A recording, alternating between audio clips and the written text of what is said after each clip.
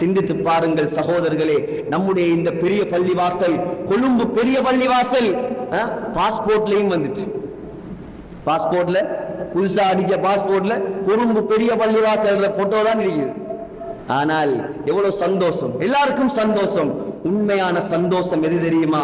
எப்பொழுது இந்த கொழும்பு பெரிய பள்ளி வாயில் 100% தொழுகையாளிகள் உள்ள பள்ளி என்ற பெயரை எடுக்குமோ சகோதரர்களே, அப்பொழுதுதான் அல்லாஹ் சந்தோஷப்படுவார்.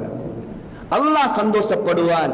இந்த கொழும்பை சுற்றியுள்ள, இந்த பள்ளியை சுற்றியுள்ள மகல்லாவாசிகள் எப்பொழுது 100% தீன்தாரிகளாக மாறுவார்களோ அன்றுதான் சகோதரர்களே அல்லாஹ்வுடைய உண்மையான ரஹ்மத் இந்த ஏரியாவை நோக்கி படையெடுக்க ஆரம்பிக்கும்.